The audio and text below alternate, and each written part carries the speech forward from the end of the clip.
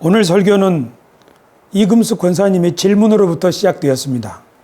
이금숙 권사님은 주중에 저에게 하나님의 나라가 우리 가운데 있는 세상이라면 우리가 죽으면 어디로 갑니까? 우리가 죽으면 어디로 갑니까? 우리가 죽으면 어떻게 됩니까? 그 비슷한 질문을 하셨는데, 맞아요. 이 생각도 해봐야겠구나 하고 하나님의 말씀, 성경을 펴서 연구를 했습니다. 교우 여러분, 저는 우리 세수만 교회에서 지난 10년 동안 하나님의 나라에 대해서 주로 설교를 했습니다.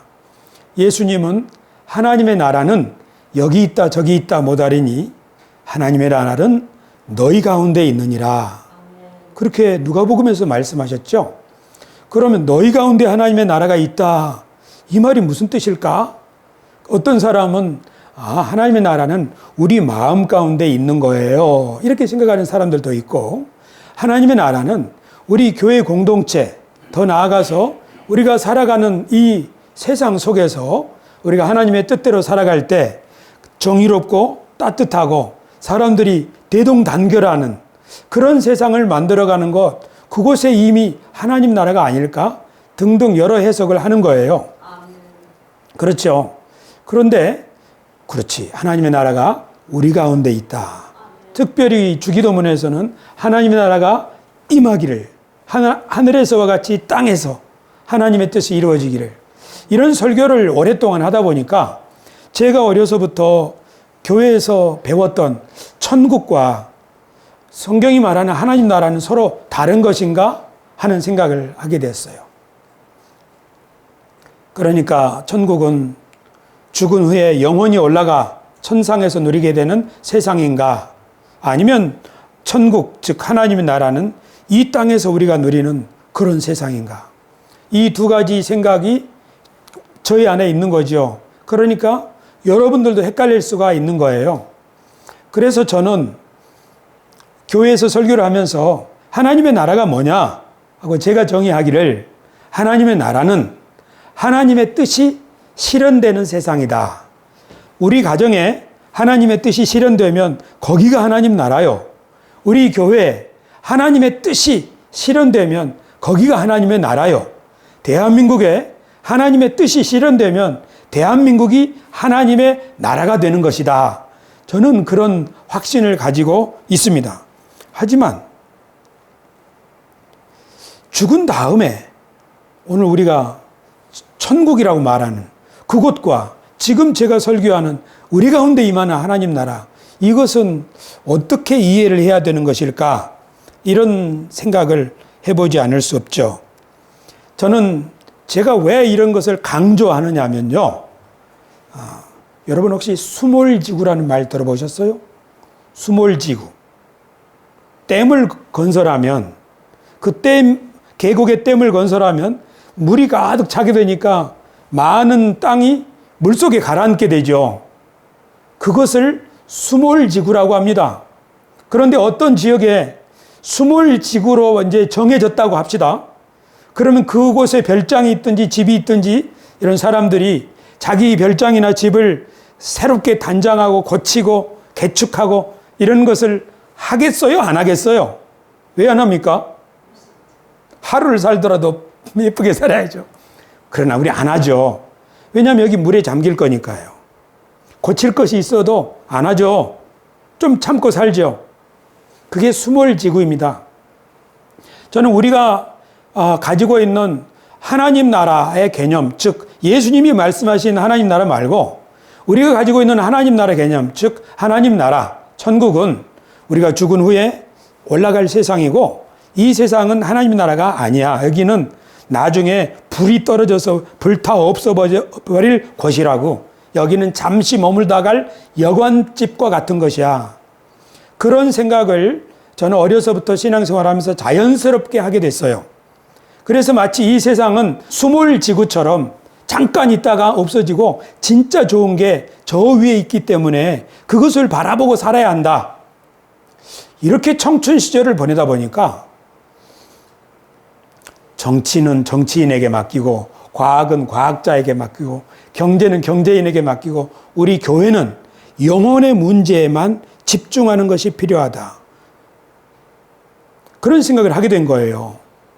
이렇게 되면 그리스도인들은 이 세상에서 어떤 책임 있는 역할을 감당하기 어려운 거예요. 왜냐하면 교회는 영혼의 문제만을 생각하니까요. 그러나 사실은 예수 그리스도의 복음은 온 땅에 영향을 준 이유가 예수 믿는 사람들이 정치든 경제든 교육이든 어떤 분야든 그곳에서 하나님의 뜻을 깨닫고 실천하려고 노력했기 때문에 그리스도의 복음이 2000년 동안 온 세계에 전파되었다는 것을 여러분 믿으시기 바랍니다. 교회가 세상을 선도한 거지요. 정신을, 가치를, 도덕을, 품격을, 인생관을, 이게 사람 사는 세상 아닙니까? 하고 예수님의 말씀을 통해서 세상을 선도한 거지요. 그러나 언제부터인가 교회가 가장 중요한 문제는 영혼의 문제다. 세상 일이 아니라 그렇게 하다 보니까 교회가 세상을 선도하거나 세상을 이끌어가고 빛이 되는 일, 그런 일을 포기해버린 것 같은 그런 생각이 많이 들었어요. 이것은 예수님의 말씀이나 성경의 말씀에 정면으로 위배된다고 저는 결론에 도달했습니다. 하나님은 이 세상을 사랑하시고 또 만드셨죠. 그리고 그것을 잘 관리하라고 인간을 지으시고 이 인간이 타락함으로 세상이 어그러지니까 이 세상을 치료하시려고 아브라함과 이스라엘을 부르셔서 제사장 나라로 삼으셨잖아요. 예수님도 교회를 부르셔서 땅 끝까지 복음을 전하고 내가 너희에게 분부한 모든 것을 가르쳐 지키게 하라 하셨죠. 그러니까 예수님이 분부한 것을 가르칠 때 어떤 일이 일어나겠어요? 여러분, 예수님은 제자들에게 무엇을 가르치라고 하셨을까요? 예수님의 가르침에서 가장 중요한 것은 뭘까요? 우리가 얼핏 생각하면 예수 믿어야 구원받고 천국 간다.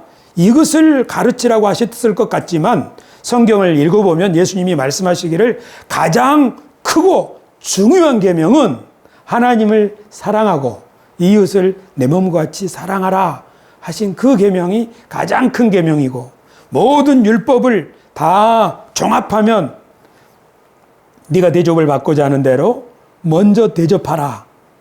이것이 가장 중요한 가르침이라고 가르치신 거죠. 그러니까 뭐예요? 우리가 전도한다, 땅끝까지 한다는 것은 예수님의 가르침을 전해주고 또 그것을 실천하고 그래서 사람들도 그렇게 살 수 있도록 도와주는 거잖아요. 그렇게 할 때 가장 중요한 것은 사람들이 하나님을 바르게 섬길 수 있도록 그리고 사람들이 서로 사랑할 수 있도록 할렐루야. 그게 어디서 이루어질 거예요? 이 세상 가운데서 이루어질 거예요. 그렇죠. 그래서 저는 그 지난주에 교회는 산 위에 있는 동네라 그렇게 말했죠.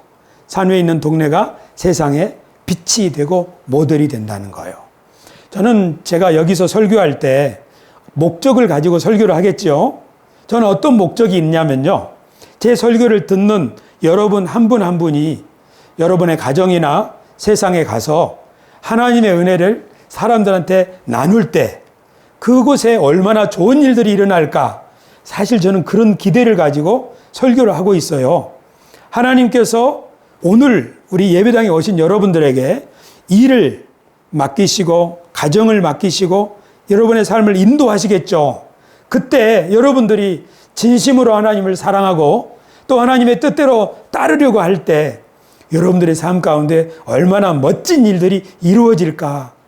하나님이 지금도 일하고 계십니다고 할 때 저는 그걸 믿는 거예요. 그러니까 오늘 우리 교회 오신 한 분 한 분이 제 눈에는 다 목사님처럼 보여요. 어떤 의미에서요? 여러분들이 가 있는 그곳에서 산 위에 있는 그 동네처럼 빛날 거니까요. 하지만 이런 믿음을 가지고 살아가는 삶 너무 좋아요. 하지만 우리가 영원히 이렇게 살 수는 없지요. 우리는 죽지요. 죽은 다음에는 어떻게 될까요? 물론 우리가 장사되면은 우리 몸은 흙으로 가겠지요. 제가 설교 준비하면서 이런 말을 들어봤어요. 개똥밭에 굴러도 이승이 났다. 개똥밭에 굴러도 이승이 났다. 이승이라고 하는 건 우리가 사는 현세죠. 저승은 죽은 후의 세상이죠. 이승은, 이생은 우리가 다 눈으로 보고 하기 때문에 알아요. 하지만 저승은 죽은 이후에는 우리가 알 수가 없어요. 왜요? 보지 않았기 때문이죠. 성경을 봐도 죽은 다음의 세상은 잘 기록이 안 돼 있어요. 하지만 제가 두어 군데 찾아보니까 이렇게 돼 있어요. 전도서 3장 21절. 지혜자가 이렇게 말했어요. 같이 한번 읽겠습니다. 읽습니다.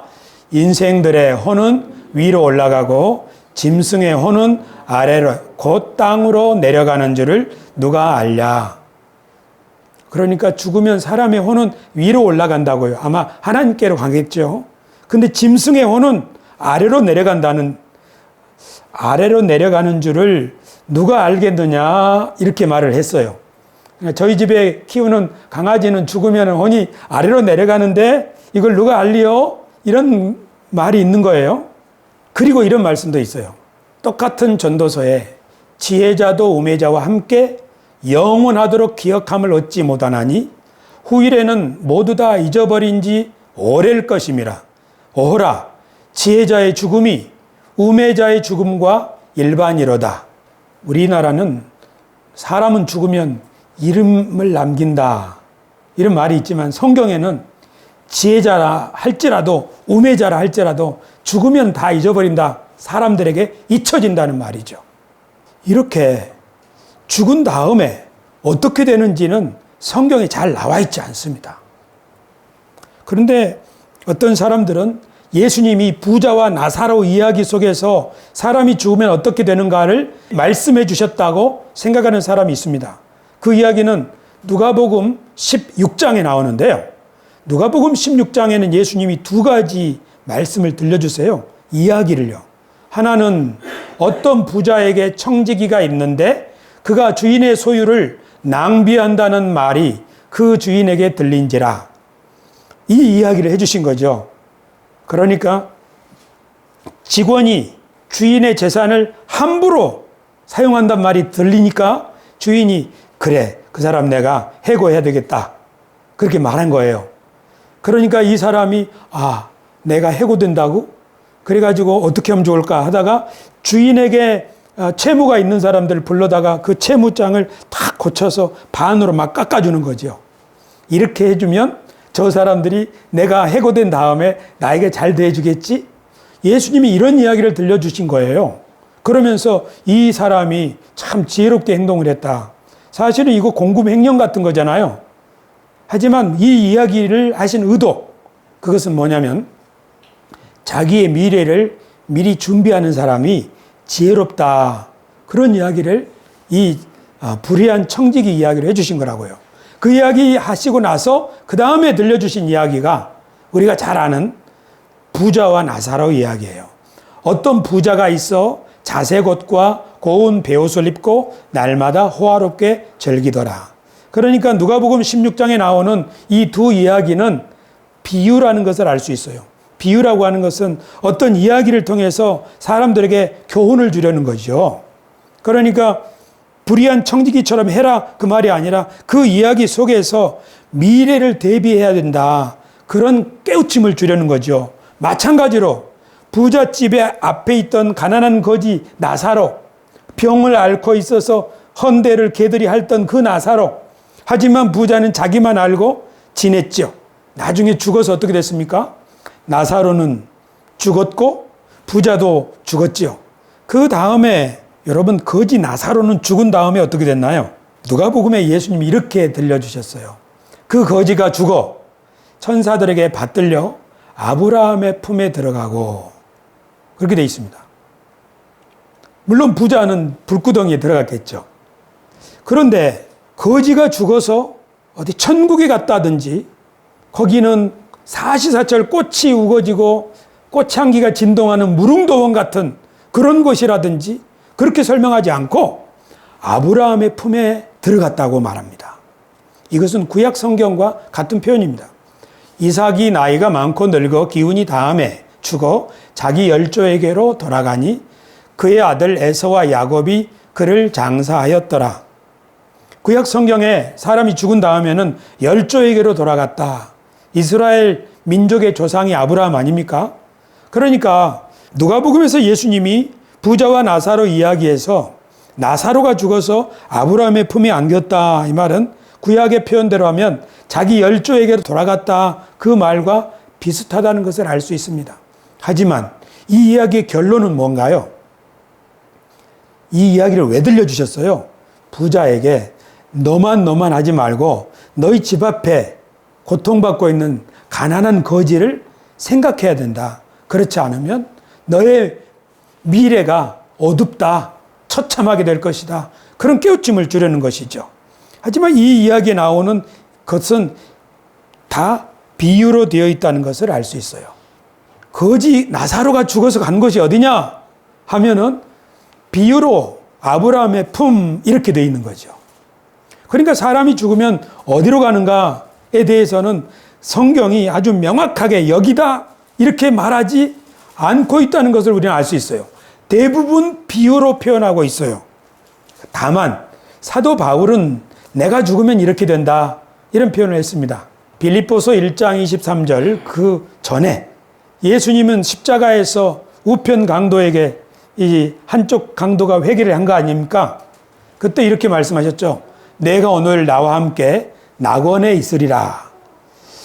그렇죠. 이 낙원에 간다는 거예요. 근데 그 낙원이 어떤 곳인지 그런 설명은 하나도 없어요. 그냥 낙원에 있으리라. 그렇게 말한 거예요. 사도 바울은 이렇게 말했어요. 내가 그 둘 사이에 끼었으니 차라리 세상을 떠나서 그리스도와 함께 있는 것이 훨씬 더 좋은 일이라 그렇게 하고 싶으나 이 사도 바울의 편지를 보면 내가 죽으면 어떻게 된다고 말하는 거지요? 나는 죽으면 그리스도와 함께 있게 될 것이야. 이것도 명확한 말이에요. 하지만 그곳이 어디인지는 우리는 알 수 없습니다. 그래서 성경은 죽은 사람에 대해서 뭐라고 말하냐면 그리스도 안에서 잠자는 자들이라고 여러 곳에 표현합니다. 제가 지금 설명하고 있는 내용이 뭔지 아시겠어요? 사람이 죽으면 정확하게 여기 구체적으로 어떤 모습 그렇게 설명하는 성경의 구절이 없다는 거예요. 성경은 그것을 잘 그리지 않아요. 그냥 낙원, 아브라함의 품 또는 그리스도와 함께 있음 이렇게 말하는 거예요. 가장 분명한 것은 우리가 죽으면 사도 바울처럼 나는 주님과 함께 있으리라. 그것은 우리가 확신할 수 있어요. 또는 그것은 비유적으로 아브라함의 품 안에 안기리라. 비유적으로 그렇게 할 수 있어요. 그러니까 사람이 죽으면 어떻게 되는가? 우리의 영혼은 어떻게 되는가? 이것을 성경에서 눈을 씻고 찾아보려고 할 때 우리 모두의 관심사이긴 해요. 하지만 성경이 말씀하고 있는 것, 밝히 말씀하고 있는 것, 그것은 뭐냐면은 죽으면 그리스도와 함께 있게 될 것이라고만 얘기해요. 우리가 죽으면 가게 될 곳이 우주에 어디 있다거나 아니면 빛과 번쩍한 금이 있다거나 그런 식으로 말하지 않고요. 그런데 성경이 다른 경전과 달리 독특하게 표현하는 방식이 하나 있는데 개인이 어디에 있을 것이다 하는 것은 그리스도와 함께라고 말하지만 이 세상에 대해서는 자세하게 설명합니다. 이 세상의 미래 말이에요. 저는 그것을 금생과 내생, 금생이 이 세상이라고 한다면 내생은 오는 세상이라고 말하는 거예요. 성경은 오는 세상이라고 말했어요.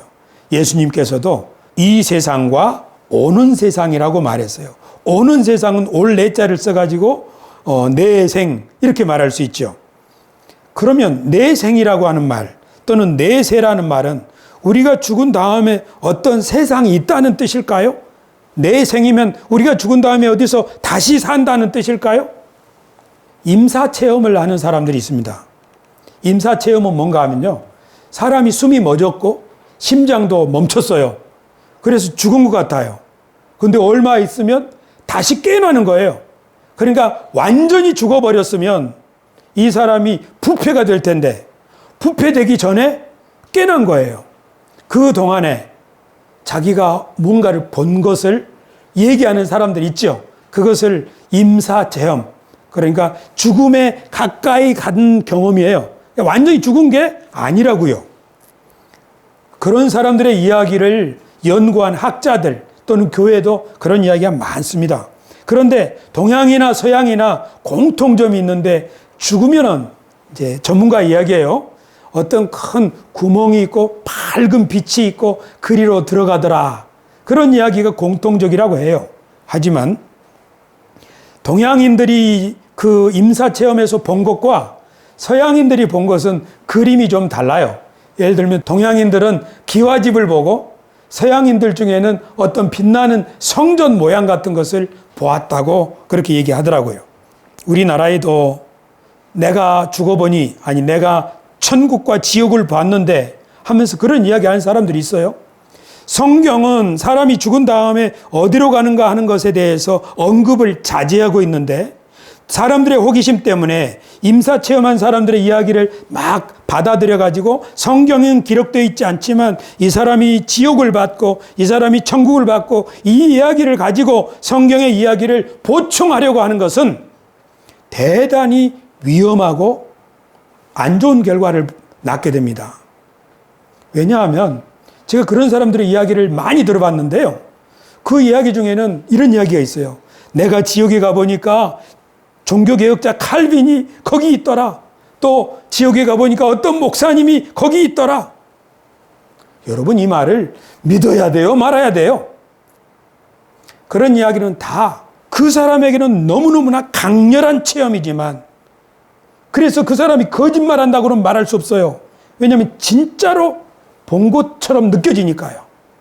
하지만 그것은 그 개인의 이야기로 남겨둬야지 그것을 성경을 보충하는 이야기로 받아들이면 기독교의 성경과 교리는 아주 뒤죽박죽되고 만다는 사실을 저는 강조해서 말씀드리고 싶습니다.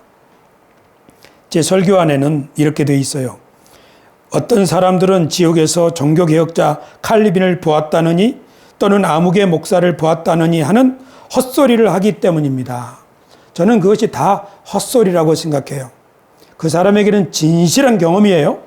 하지만 그것이 진리라고 사람 앞에서 말하면 그건 헛소리예요. 교우 여러분, 어젯밤에 제가 꿈을 꾸었는데요. 꿈에 엘리베이터에 탔어요. 근데 이놈의 엘리베이터는 벽이 없는 거예요. 줄만 있고 밑판하고요. 근데 우리 아이들이 거기에 타 있는 거예요. 그래서 얘들아, 이 엘리베이터는 위험하니까 나를 꼭 붙잡아야 한다 하고 거기에 제가 애들 떨어질까 봐 이렇게 붙잡고 있는 거죠. 그런데 마침 이상하게 꿈에 그 엘리베이터 안에 의자가 있는 거 있죠. 장의자 조그만 거 말이에요. 그래서 아이들이 거기에 앉았어요. 저는 줄을 잡고 애들 떨어지지 말라고 한데 엘리베이터가 올라가는 거 있죠. 그런데 웬걸 의자는 달랑 멈추고 엘리베이터만 올라가니까 애들이 어떻게 되는 거예요? 다 떨어지려고 그러잖아요. 아이고 이런 안 되는데 제가 자다가 말고 헛소리를 하는 거 있죠. 이거 이렇게 하면 안 되는 거 아니야? 여러분 자다가 자기가 헛소리 하는 것에 깨난 적이 있죠. 오늘 새벽에 제가 그랬다고요. 이 꿈 이야기는 얼마나 리얼한지 제가 헛소리 하는 거죠. 이게 진짜요? 아니 내가 봤어요 꿈에? 진짜 아니죠. 그건 꿈일 뿐이죠. 어떤 사람이 지옥을 봤다거나 어떤 사람이 천국을 봤다가 하는 이야기도 다 똑같아요. 그것은 그 사람에게 너무 진실한 리얼한 체험이라고요. 하지만 성경은 사람이 죽으면 어떻게 된다 하는 것에 대해서는 입을 다물었어요. 뭐라고 말해요? 아브라함의 품, 비유적으로 그리스도와 함께, 이건 사실적으로 그 정도로만 언급하는 거예요. 그 이외에 어디에 뭐가 있고 뱀이 어쩌고 이런 얘기들은 다 성경에서 말하지 않는 내용이니까 그걸 봤다고 하는 사람이 있다면 그것은 당신의 이야기인 줄 압니다 하고 속으로만 말하셔요. 그걸 진심으로 받아들이게 되면 여러분들은 얼마 못 가서 우리가 가지고 있는 신앙의 건강성을 상실하게 되고 말 것입니다. 이것은 꼭 말씀드리고 싶습니다. 하지만 성경은 뭘 말한다고요? 이 세상에 대해서는 자세하게 기록되어 있어요. 하나님이 이 세상을 지으신 분 맞죠? 교우 여러분, 하나님이 세상을 지으신 분 맞죠? 아멘이죠. 이게 믿음이에요. 믿음은 많은 게 있지만 이게 제일 중요한 믿음이에요. 하나님이 세상을 지으셨고 지으셨을 뿐 아니라 그것을 주관하시죠. 그래서 우리는 하나님을 의지하는 거잖아요. 근데 만약 이 세상이 뒤죽박죽 엉망이 되었다? 이 세상 하나님이 그냥 내버려 두실까요? 아니죠. 이 세상을 고치시겠죠. 성경은 하나님이 이 세상을 고치신다는 이야기를 예언자들을 통해서 들려주고 있습니다. 이사야 65장에 보라, 내가 새하늘과 새 땅을 창조하나니 이전 것은 기억되거나 마음에 생각나지 아니할 것이라. 이전에 쓰라린 경험했던 그런 낡은 세상 말고 하나님이 새하늘과 새 땅을 창조하시겠다고, 그 세상에서는 이리와 어린 양이 함께 먹을 것이며 사자가 소처럼 짚을 먹을 것이며 뱀은 흙을 양식으로 삼을 것이니 나의 성산에서는 해함도 없겠고 상함도 없으리라 여호와께서 말씀하시니라. 아, 주님이 만드실 새하늘과 새 땅에서는 이리와 어린 양이 함께 밥 먹고 사자가 소처럼 짚을 먹고, 그럼 사자가 초식 동물이 된다는 말이에요? 그런 뜻으로 이해하면 안 되겠죠. 뭐예요? 이것들이 다 비유예요, 비유. 어떤 비유예요? 지금 이 세상에서는 강한 자가 약한 사람을 삼켜요. 이리가 어린 양을 삼키는 세상이에요. 하지만 주님이 고치실 새하늘과 새 땅, 그 새로운 세상은 그렇지 않다고요. 강한 자라고 해서 약한 자를 먹잇감으로 생각하지 않는 세상이라는 거예요. 이런 말씀들이 성경에는 많이 기록되어 있어요. 그러니까 하나님은 이 세상을 새롭게 만드신다 하는 이야기, 그리고 그 새로운 세상은 어떤 모습일 거냐 하는 이야기가 성경에는 많이 기록되어 있어요. 그래서 어떤 사람이 믿음을 가지고 지금 나는 하나님이 나와 함께 하시고 내 평생 동안 함께 하시고 내가 죽는다고 해도 나를 사랑하시는 그 사랑을 끊을 수 없을 것이다, 이런 믿음을 가지고 있는 사람은 살아도 주님과 함께 죽어도 주님과 함께 염려할 필요가 없다는 사실을 믿으시기를 바랍니다. 사도 바울이 그렇게 고백을 했습니다. 요한계시록에서도 주님이 만드실 새로운 세상에서는 하나님의 백성들이 왕노릇하리라고 말씀하십니다. 그것은 제대로 통치하는 것이죠. 교우 여러분, 사람이 언제 행복할까요? 사람이 언제 살만 나요? 그것은 자기가 가지고 있는 재능과 자기가 가지고 있는 열정과 호기심을 마음껏 펼쳐나갈 때, 그렇게 해가지고 다른 사람이 나 때문에 피눈물 흘리면 기분 좋은 게 아니죠. 다른 사람의 삶도 회복될 때, 그때 삶의 맛이 나죠. 왜냐하면 그 사람이 나한테 뭐라고 해요? 고마워요. 그러면 돈 버는 것도 재밌지만 땡큐 인사를 받을 때, 또 나도 땡큐라고 할 때, 너 때문에 내가 이렇게 잘 된 거야, 이런 것이 우리 사람이 살만 나는 것이죠. 하나님이 이 세상을 인간에게 맡기셨을 때 그렇게 살라고 하신 거 아닐까요? 이 세상을 맡겼으니까 땅 따먹기 시합해라? 그런 게 아니지 않아요. 새로운 세상에서 우리가 왕노릇 할 것이라고 주님이 말씀하셨습니다. 언제 그렇게 될까요? 사도 바울은 이렇게 말씀했습니다. 사망이 한 사람으로 말미암았으니 죽은 자의 부활도 한 사람으로 말미암는도다. 아담 안에서 모든 사람이 죽은 것 같이 그리스도 안에서 모든 사람이 삶을 얻으리라. 그러나 각각 자기 차례대로 되리니 먼저는 첫 열매인 그리스도요, 다음에는 그가 강림하실 때에 그리스도에게 속한 자요, 그 후에는 마지막이니 그가 모든 통치와 모든 권세와 능력을 멸하시고 나라를 아버지 하나님께 바칠 때라. 이 때가 되면 우리가 왕노릇 한다는 거예요. 사망이 아담으로부터 시작되었는데 생명이, 부활이 그리스도로 말미암아 시작돼서 첫 열매인 예수님의 부활로부터 새로운 창조가 시작되었고, 이제 주님이 강림하실 때 그때 그리스도에게 붙어있는 사람들, 그 사람들이 새로운 몸으로 변화될 것이고, 그리고 모든 세상 그것을 예수님께서 하나님께 바치실 때, 즉 하늘과 땅의 왕이 되시는 그날에 우리가 새로운 몸으로 부활하게 된다고, 이것은 성경에서 여러 번 말씀하고 있습니다. 그러니까 우리가 죽으면 어떻게 되는가에 대해서는 많이 기록되어 있지 않아요. 그냥 잠잔다, 안식한다, 그리스도와 함께 있다, 이런 표현이에요. 하지만 성경에서 이 세상에 관해서는 이 세상을 하나님이 새로운 하늘과 새 땅으로 만드실 것이라고 말합니다. 그때 요한계시록을 보면 거대한 도시 새 예루살렘이 이 땅으로 내려온다고 기록되어 있어요. 그래서 이 세상 그 어느 곳이나 다 거룩한 땅이 될 것이라고요. 오늘 예배 드릴 때 이곳에는 우리의 찬양이 가득하죠. 하지만 성동구의 곳곳은 거룩하지 못하죠. 제 말은 하나님을 예배하는 자리는 아니란 말이에요. 하지만 새로운 세상에서는 이 세상 모든 곳 하나도 빠짐없이 거룩한 성전처럼 하나님을 경배하는 그런 땅이 된다고 요한계시록에서 말씀하고 있는데, 그것이 바로 새하늘과 새 땅, 우리에게 열어주시는 새로운 세상입니다. 그러면 여기서 우리는 이렇게 그림으로 그려볼 수 있습니다. 제가 아침에 새롭게 그린 겁니다. 여기 한번 봐주십시오. 이 세상은 어떻게 되는가? 성경에 의하면 우주적 관점으로 보면, 그 세상 전체의 관점으로 보면 현세, 금세가 있고 내세가 있어요. 이 말하는 내세는 우리가 생각하는 그런 내세가 아니고 주님이 강림하셔서 보라 내가 새하늘과 새 땅을 창조하리니 우리에게 오는 그 새로운 세상이에요.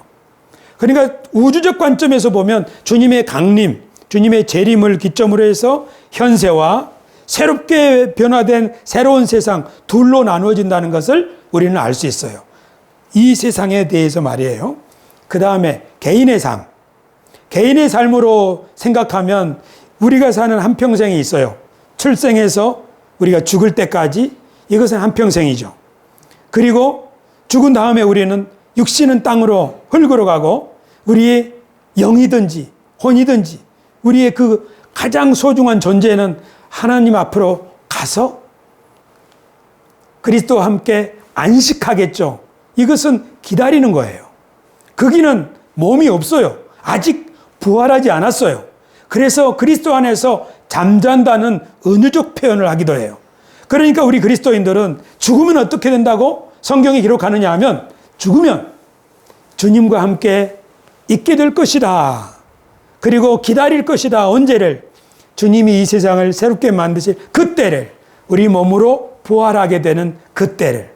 여러분, 이것이 우리가 몸이 다시 사는 것을 믿는, 그리고 그 세상에서는 지금까지 우리가 살았던 이 세상의 삶이 새롭게 바뀌는 삶이라는 것을 여러분 기억해 주시길 바랍니다. 그러니까 이런 거예요.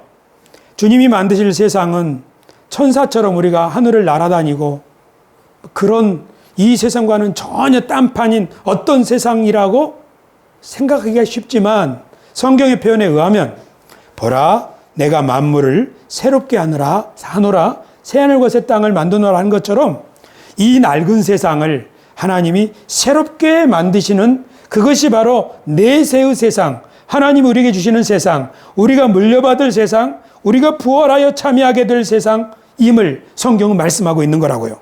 그렇기 때문에 현세에서의 삶과 내세에서의 삶은 굉장히 연속성이 있다는 걸 알 수 있어요. 마치 제가 이 목발 짚고 다니던 저와 목발을 버린 나는 같은 사람인 것처럼 이 세상이 어그러진 것을 하나님이 새롭게 고치는 세상이 새로운 세상이라고 성경은 말씀하고 있는데, 예를 들면 이런 거예요. 이사야 55장에 잣나무는 가시나무를 대신하여 나며 화석류는 찔레를 대신하여 날 것이라. 이것이 여호와의 기념이 되며 영영한 표징이 되어 끊어지지 아니하리라. 그러니까 가시나무 대신에 잣나무가 날 거라고요. 찔레 대신에 화석류, 우리가 말하는 석류, 찔레 대신에. 그러니까 이게 지금 주님이 만드실 세상은 이 세상과는 전혀 다른 신령들의 세상, 천사들의 세상을 만드는 것이 아니라 이 세상을 그렇게 좀 어그러진 걸, 좀 미완성인 것을 완벽하게 바꾸신다는 사실을 우리는 알 수 있습니다. 여기에 그 비슷한 말씀이 있는데요. 그때에 저는 자는 사슴같이 뛸 것이며 말 못하는 자의 혀는 노래하리니 이는 광야에서 물이 솟겠고 사막에서 시내가 흐를 것임이라. 뜨거운 사막이 변하여 못이 될 것이며 메마른 땅이 변하여 원천이 될 것이며 여호와의 속량함을 받은 자들이 돌아오되 노래하며 시온에 이르러 그들의 머리 위에 영영한 희락을 띠고 기쁨과 즐거움을 얻으리니 슬픔과 탄식이 사라지리로다. 이것은 다 비유적인 말이지만 내용은 뭐냐면 다리 저는 사람은 그때 사슴처럼 뛸 것이라는 말이죠. 우리 모두 다 우리의 인생이 있어요. 하지만 완벽하진 않아요. 우리의 꿈이 있어요. 하지만 완벽하진 않아요. 그러나 주님이 만드실 새로운 세상에서는 더 완전한 모습으로 이루어진다는 것을 성경은 여러 곳에서 말씀하고 있습니다. 그러니까 지금 우리가 살아가는 삶, 만약에 여기서 우리 이장로님이 오늘 기도를 생각해 본다면, 하나님, 우리 새소망 교회가 정말로 갑절로 부흥하고 많은 젊은 사람들도 하나님 앞으로 인도하고, 이 간절한 기도의 제목 속에 뭐가 있어요? 우리 이장로님의 기도 제목 속에 그 한평생 하나님의 사람으로 살아오면서 가지고 있는 염원이 있는 거지요. 뭐지요? 하나님, 이 땅의 사람들이 하나님을 알고 예수님을 경험하고 하나님이시는 영생을 누리게 해주십시오. 특히 젊은 사람들이 그렇게 되게 해주십시오. 그 염원이지요. 근데 그 염원은 앞으로 우리들의 기도와 순종을 통해서 점점 열매를 맺을 거예요. 하지만 새 하늘과 새 땅에서는 이 염원이 완전히 너무너무나 완전한 모습으로 성취된다는 사실을 믿으시길 바랍니다. 이 장로님 믿으시기 바랍니다. 그때야 아마 이런 간절한 소원을 가지고 있는 이 장로님이 그날의 부활의 몸으로 일어나서 젊은이들이 흰옷을 입고 하나님을 찬미하는 모습을, 온 천하에서 그런 모습을 보고 막 감격할 거예요. 왜요? 이 생을 살 때 그걸 바라고 바랐기 때문이죠. 그러니까 이 생의 기억이나 이 생의 염원이 우리가 다가올 내생, 오는 세상에서 그런 거 다 잊어버리고 이제 막 우리는 기억상실증 걸린 사람처럼 천사처럼 뭔가 띵고 이렇게 사는 것이 아니라 연속성이 있다는 사실을 여러분 기억해 주시기를 바랍니다. 예수님은 그 연속성을 이렇게 말씀하셨어요.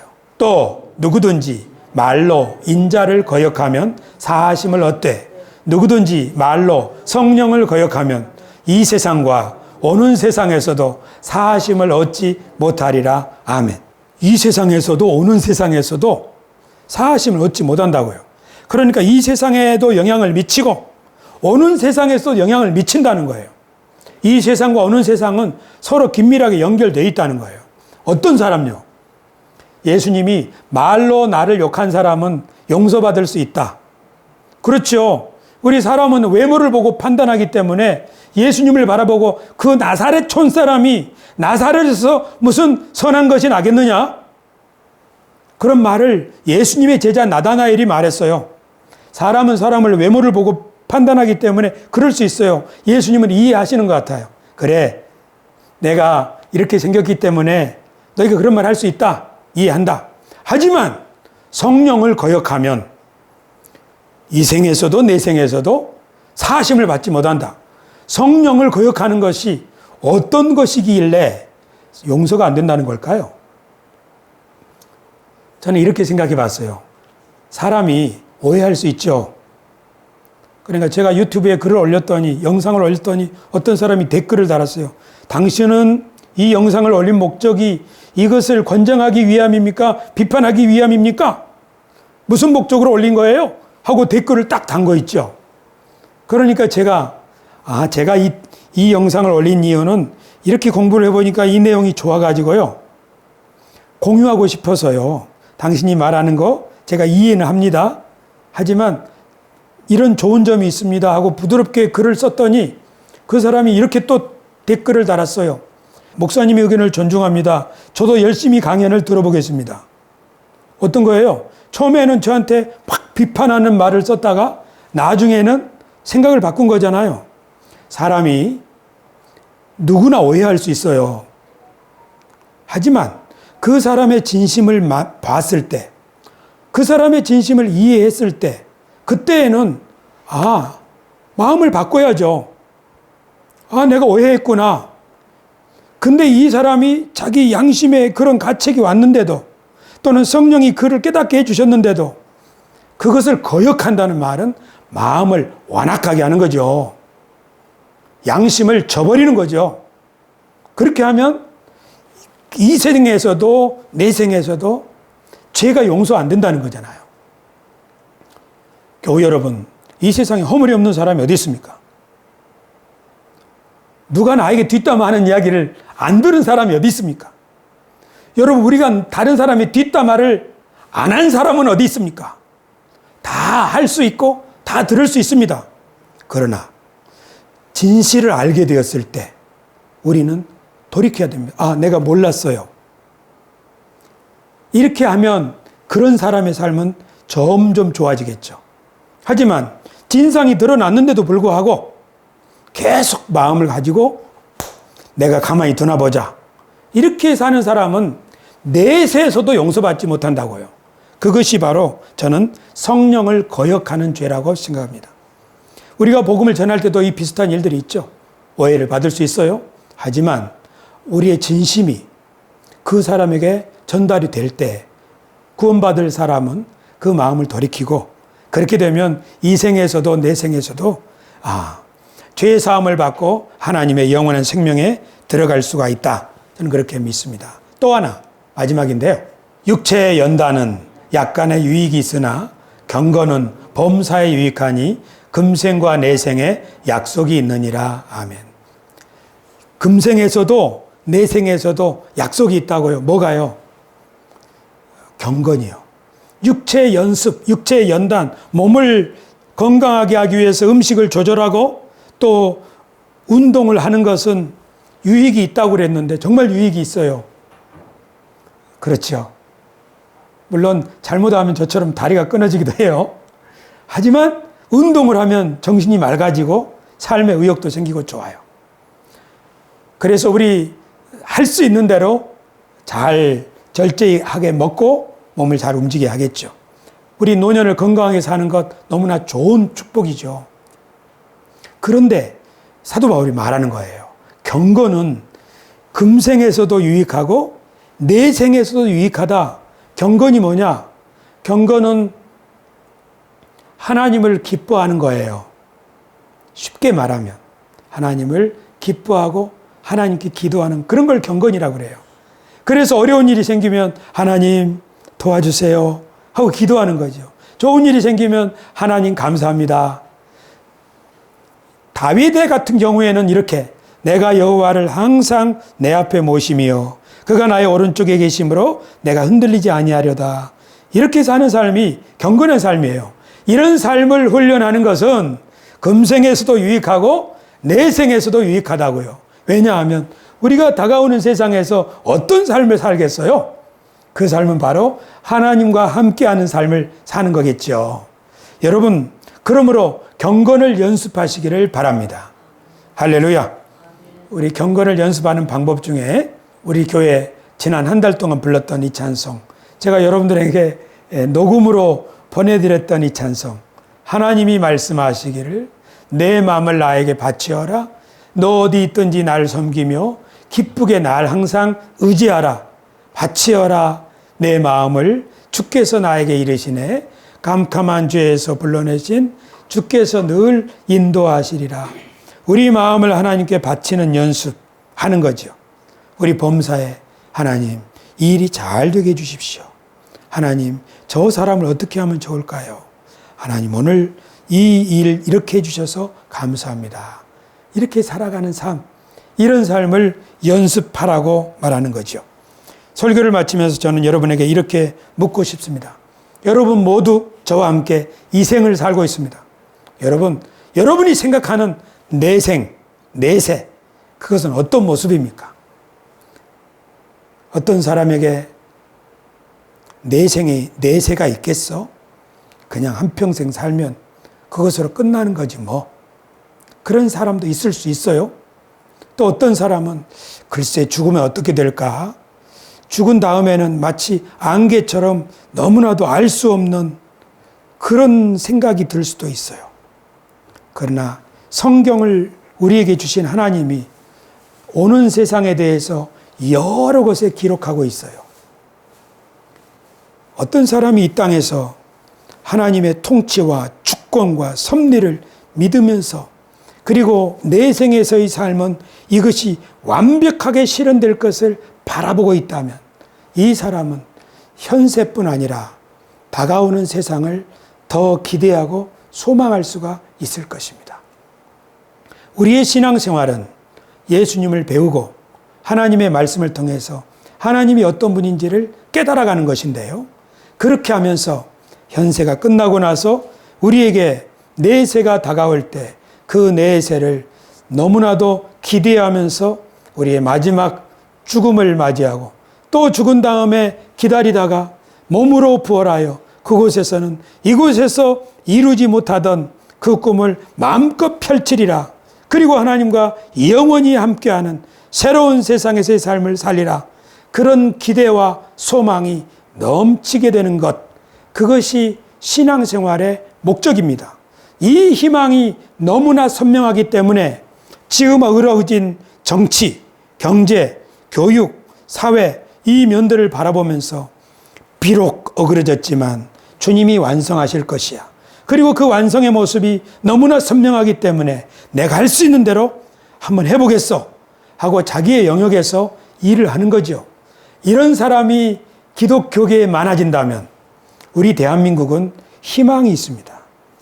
우리 젊은이들에게 지금 여기에 젊은이들이 적지만 우리가 그렇게 살아가는 삶을 산다면 틀림없이 우리 다음 세대는 우리의 삶을 보고 희망을 찾을 것입니다. 그러나 우리가 단지 우리가 예수님 잘 믿었으니까 천국 갈 거야, 천국에서 만나자 그렇게만 한다면 이 땅의 젊은이들은 이 땅에서 자기 영역에서 책임감을 가지고 역할을 수행하는 그런 리더들이 될 수는 없을 것입니다. 그러니 여러분들의 생애가 얼마 남았든지 간에 성경이 말씀하신 금생과 내생, 그거에 대한 그림을 더 선명하게 가질 수 있도록 하나님의 말씀을 배우고 그 말씀 가운데서 꿈을 키워가시기를 바랍니다. 그렇게 한다면 저는 우리 새소망 교회가 세상에게 진정한 새소망을 주는 교회가 될 수 있다고 믿습니다. 하나님 여러분과 함께 하십니다. 하나님이 지금도 일하고 계십니다. 새소망 교회에 오신 교우 여러분, 여러분들은 주님의 손에 보석처럼 너무나 소중한 분들입니다. 주님은 우리를 등불을 켜서 말 아래 숨겨두지 않고 등경 위에 세우기를 원하십니다. 그러니 주님을 의지하고 하나님의 뜻을 이 땅에 펼쳐나가는 우리 모두가 됩시다. 기도하겠습니다.